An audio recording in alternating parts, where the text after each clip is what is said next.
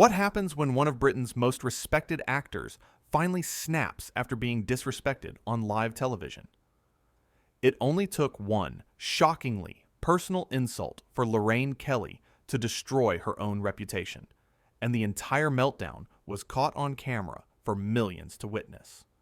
Colin Firth arrived at the studio that morning, expecting a pleasant conversation about his latest project. The audience welcomed him with warm applause as he took his seat across from Lorraine Kelly. Sitting alongside Lorraine were her regular panelists, entertainment journalist Ross King and celebrity chef Andy Peters. The stage was set for what should have been a friendly chat, but within minutes, everything would fall apart. "Colin, welcome to the show," Lorraine said, her smile not quite reaching her eyes. "So glad you could squeeze us into your very important schedule." Colin laughed politely. "Thank you for having me. It's always nice to be here." "Is it, though?" Lorraine's tone shifted slightly. "Because I've noticed you don't do many British talk shows anymore. Have we become too boring for you?" Ross King jumped in quickly. "I think Colin's been incredibly busy with projects all over the world. That's what happens when you're in demand." "Ross, I'm speaking to our guest," Lorraine said coldly. "Colin, answer the question. Do you think you're too good for British television now?" Colin's expression changed from friendly to confused. "I don't think that at all. I'm here right now, aren't I?" "You are, after we begged your people for months," Lorraine shot back. "Your publicist gave us a list of topics we couldn't discuss. Who do you think you are exactly?" The audience gasped. Andy Peters looked absolutely shocked. "Lorraine, I don't think that's fair," Andy said carefully. "Lots of guests have preferences about topics." "Stay out of this, Andy," Lorraine snapped. "I'm trying to have an honest conversation here." She turned back to Colin. "You've changed since you won that Oscar. Everyone says so. You used to be humble. Now you act like royalty." Colin's voice remained calm but firm. "I don't know who everyone is, but I can assure you I haven't changed. I'm the same person I've always been." "Really?" Lorraine leaned forward. "Then why did you refuse to take photos with fans outside the studio today? Too important to spend 30 seconds making people happy." "I did take photos," Colin replied, his patience clearly wearing thin. "I spent 20 minutes outside taking pictures and signing autographs. Your own security team was there. They can confirm it." Lorraine waved her hand dismissively. "Whatever you say. Let's talk about your new film. Another period drama where you play a posh gentleman. How original. Do you ever get tired of playing the same character over and over?" "Actually, if you'd looked at the press notes, you'd know this role is quite different," Colin said, his tone becoming sharper. "I play a working-class mechanic in Modern Day Manchester." "Oh, so you're slumming it then?" Lorraine said with a smirk. "How brave of you to pretend to be poor for a few weeks of filming." The audience gasped audibly. Even Ross and Andy looked shocked at the comment. "Lorraine, that's incredibly disrespectful," Andy said, "to Colin and to working-class people everywhere." "Is it?" Lorraine challenged. "Or am I just saying what everyone's thinking? These actors put on accents and costumes and think they understand real struggle." "Nobody said anything about understanding struggle," Colin interjected. "It's called acting. It's about bringing characters to life, not claiming to live their experiences." "Semantics," Lorraine dismissed. "Let's talk about something else. Your marriage. How do you make it work with someone who's always jetting off to save the rainforest or whatever?" Colin's jaw tightened. "My wife's environmental work is important and meaningful, and our relationship is private. Nothing's private when—" "You're famous," Lorraine countered. "You chose this life. You don't get to pick and choose what people know about you." "Actually, I do," Colin said firmly. "Everyone has a right to privacy, famous or not." "Please," Lorraine scoffed. "You pose for photos on red carpets holding hands. You talk about each other in interviews. But suddenly when I ask a question, it's too private?" "There's a difference between sharing moments and allowing someone to dissect my marriage on live television," Colin explained, his voice tight with controlled frustration. "Fine, Fine, Lorraine said dismissively. Let's move on. Your acting method. Do you actually prepare for roles, or do you just show up and rely on your looks? Colin stared at her in disbelief. Are you seriously asking if I prepare? I spend months researching characters, working with dialect coaches, studying the time period and context. Every actor does. Do they? Lorraine raised an eyebrow. Because I've heard stories about actors who just wing it. I'm wondering if you're one of them. From who? Colin asked. Who told you I don't prepare? I have my sources, Lorraine said vaguely. No, you don't, Colin said flatly. You're making things up to create conflict. I'm asking legitimate questions. Lorraine's voice rose defensively. No, you're not, Ross King jumped in, unable to stay quiet any longer. You're asking loaded questions designed to make Colin look bad, no matter how he answers. Ross King tried again to intervene. Actually, Colin's new role is quite different from his previous work. He plays a working-class factory worker. Nobody cares what you think, Ross, Lorraine said viciously. This is my show, and I'll run it how I want. Colin sat up straighter. Excuse me, but there's no need to speak to him like that. He was just trying to help.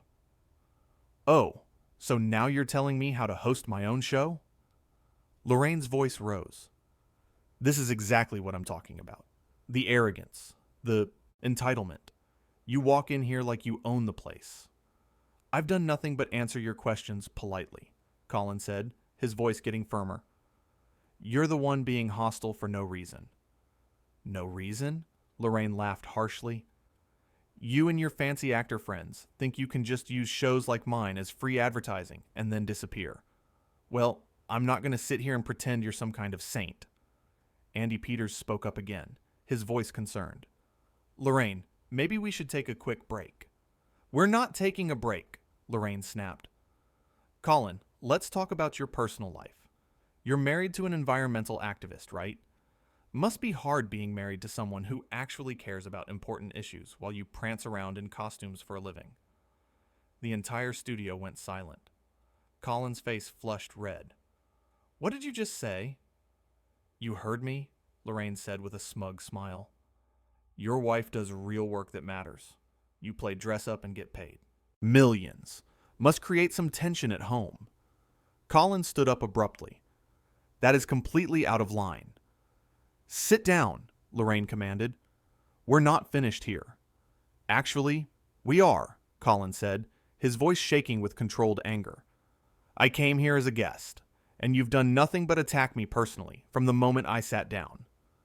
Ross King stood up too. Colin's right, Lorraine. This has gone too far. Sit down, Ross, or you're fired, Lorraine threatened. I don't care, Ross said. This is wrong, and you know it. Andy Peters also rose from his seat. I agree with Ross. This isn't okay. Lorraine's face turned bright red. Both of you sit down right now. This is my show, and I will not be undermined by my own panel. Your show? Colin laughed bitterly. Is that what this is about? You feel powerless, so you abuse guests to feel important? How dare you? Lorraine seethed. I've been doing this for decades. I've interviewed prime ministers, celebrities, royalty.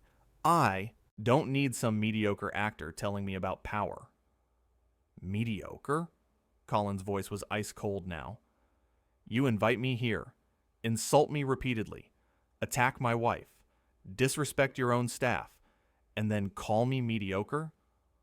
What exactly have you accomplished besides bullying people on daytime television? The audience began murmuring loudly. Some people were standing up.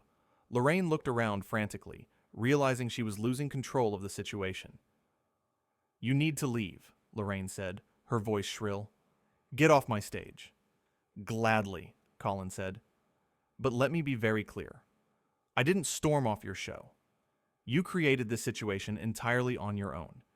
You could have had a pleasant conversation, but instead, you chose cruelty. I chose honesty, Lorraine shot back. Someone needs to tell you the truth. You're not as special as you think you are. And someone needs to tell you that being cruel isn't the same as being honest. Colin replied. It just makes you a bully. Ross King stepped forward. Colin, I'm so sorry. This isn't how we normally do things. Don't apologize to him, Lorraine screamed. Ross, you're done. Pack your things. You can't fire me on air, Ross said quietly.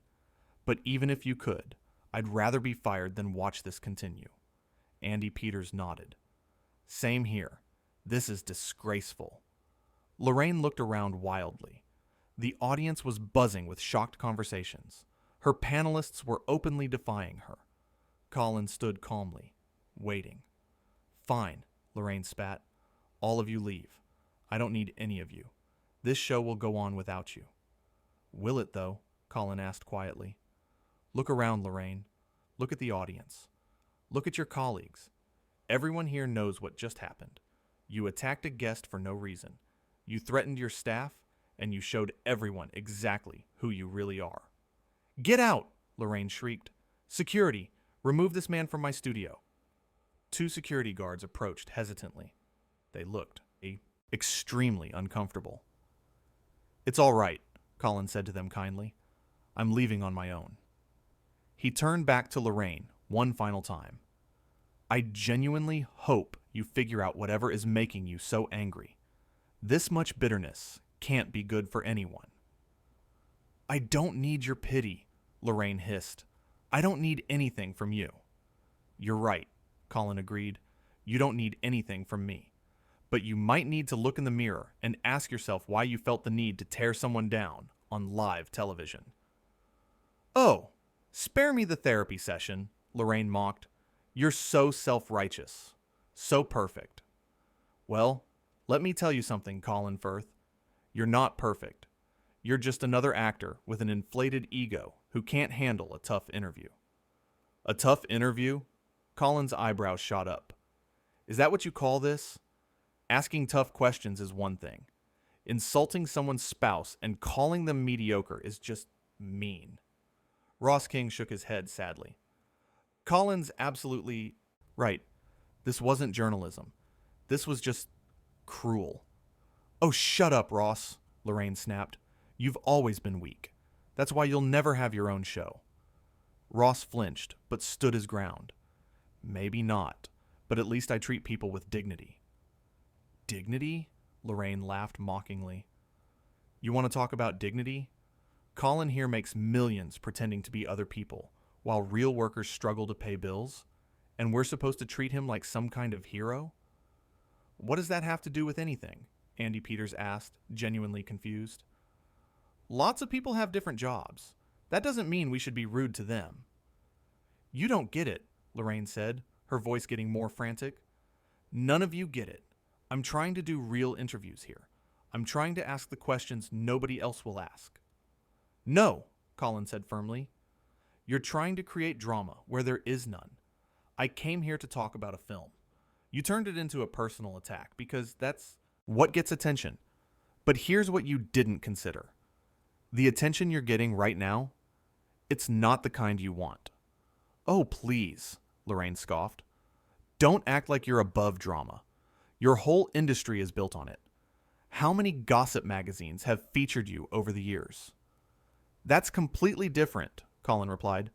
I don't control what tabloids write, but you do control what comes out of your mouth, and you've chosen to be cruel. I'm being honest, Lorraine insisted. Why is everyone so obsessed with being nice all the time? Sometimes the truth hurts. The truth? Ross King spoke up again. What truth have you told here today? You've made accusations without evidence, insulted a guest who came here in good faith, and attacked his family. That's not truth. That's just being mean. Oh, here we go, Lorraine rolled her eyes. Everyone gang up on Lorraine. Poor Colin Firth needs 3 people to defend him, because he's too weak to defend himself. I don't need anyone to defend me, Colin said quietly. I can speak for myself perfectly well, but the fact that your own colleagues felt compelled to speak up should tell you something about how far over the line you've gone. The only line I've crossed is the one that separates boring television from interesting television, Lorraine shot back. People are tired of softball interviews where everyone just promotes their latest project. I'm giving them something real. You're giving them a spectacle, Andy corrected her, and not the good kind. This isn't brave journalism, Lorraine. This is just bullying someone because you can. I can't bully someone more powerful than me, Lorraine argued.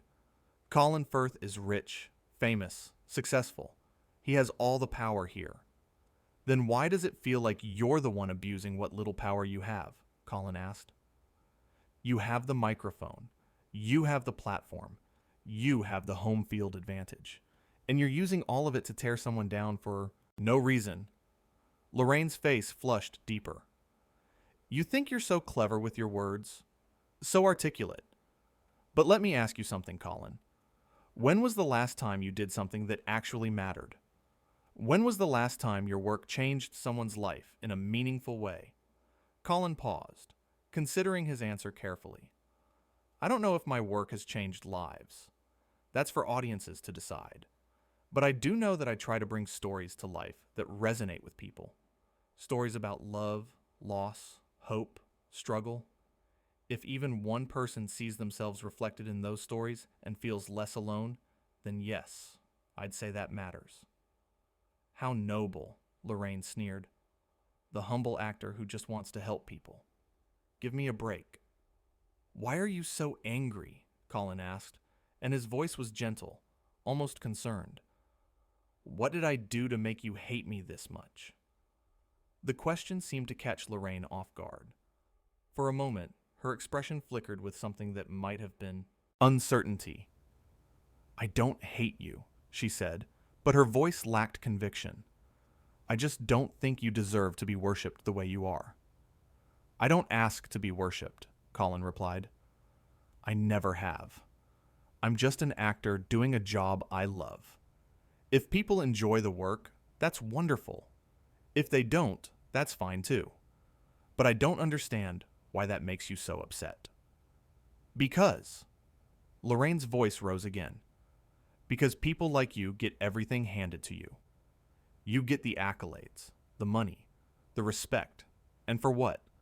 For reading lines someone else wrote while wearing clothes someone else picked out. And you think hosting a talk show is so different, Colin asked. You read from a teleprompter. You ask questions producers prepare. You wear outfits stylists choose. We're not that different, Lorraine. Don't you dare compare us, Lorraine hissed. I work 5 days a week, every week, for a fraction of what you make for one film. I've earned my place here. I'm not saying you haven't, Colin said patiently, but that doesn't give you the right to demean others. Lorraine's face went pale.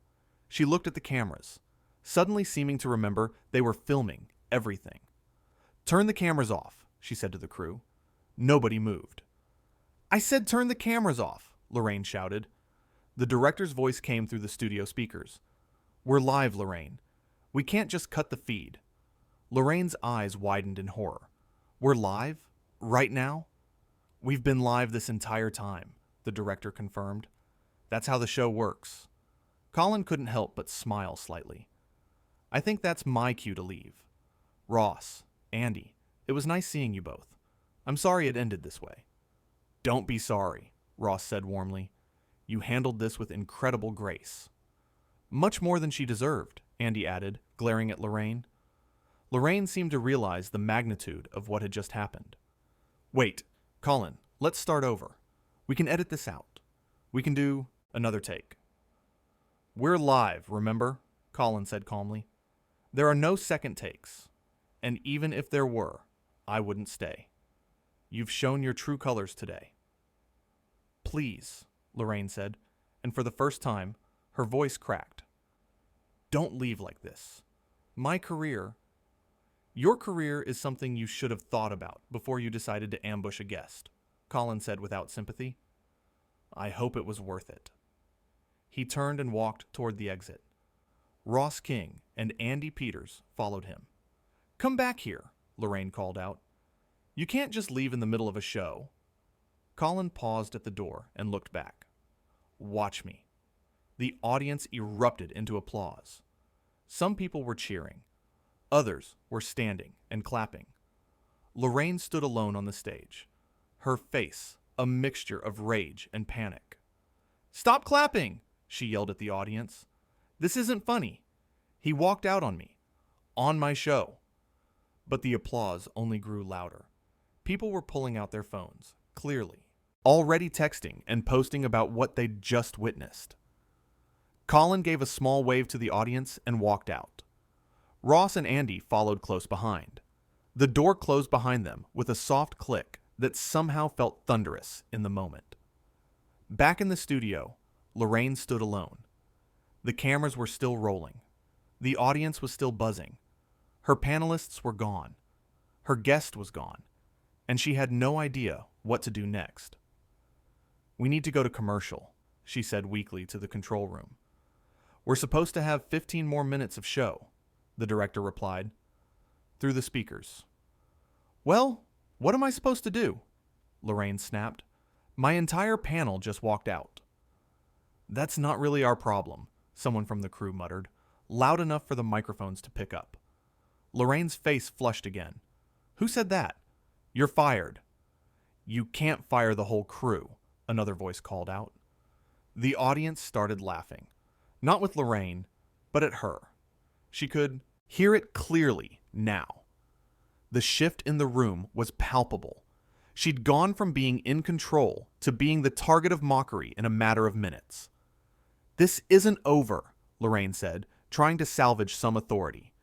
Colin Firth just proved what a coward he is. He couldn't handle a real conversation, so he ran away. The audience's laughter died down, replaced by confused murmurs. A woman in the front row stood up. "Are you serious right now?" the woman called out. "We all saw what happened. You were horrible to him."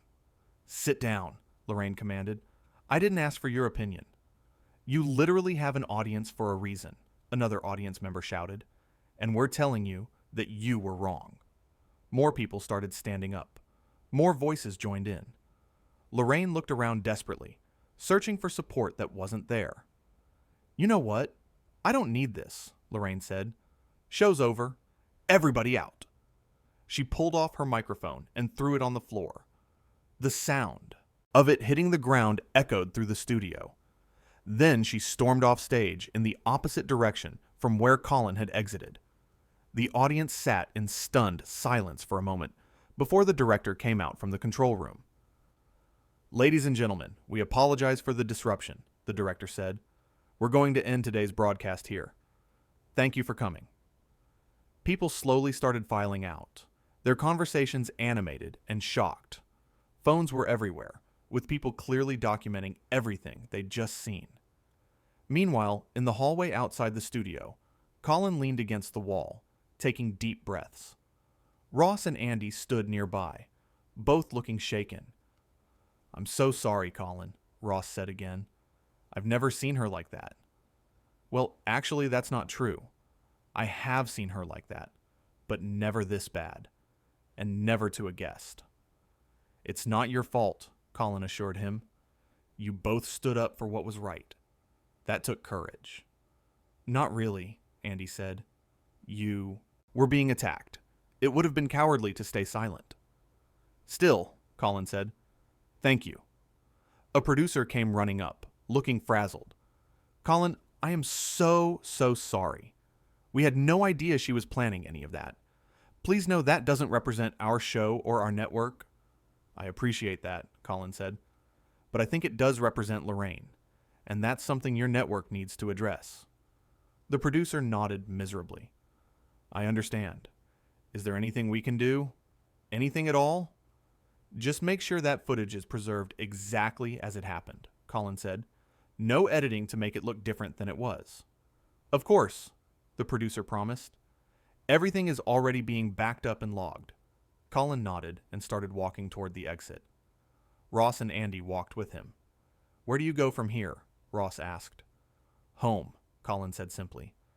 "I have a wife who will probably want to hear about this before she sees it online." "Good idea," Andy agreed. "Though I have a feeling it's already everywhere." They reached the building's exit. Outside, a small crowd had gathered, including some audience members who had left quickly.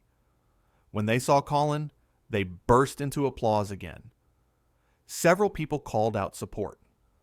"You were brilliant in there. She was awful to you. We're on your side." Colin smiled and waved, but didn't stop to chat. He climbed into a waiting car and left. Back inside the studio building, chaos reigned. Producers were scrambling. The network executives were being called. And Lorraine had locked herself in her dressing room, refusing to speak to anyone. Ross and Andy found themselves in a conference room with several nervous-looking executives. "Can you walk us through what happened?" one executive asked. Ross and Andy looked at each other. "It's all on tape," Ross said. "But if you want our perspective, Lorraine was aggressive and hostile from the very first question. It only got worse from there. She called him mediocre," Andy added. "She insulted his wife. She threatened to fire us. She screamed at the audience. And through all of it, Colin remained completely calm and dignified." The executives exchanged worried glances. "This is bad," one of them muttered. "It's already viral," another said, looking at their phone. "The clips are everywhere. Everyone is talking about it." "What are they saying?" Ross asked, though he suspected he already knew.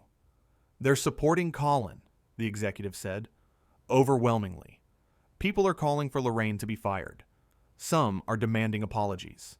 It's a complete disaster." Ross nodded slowly.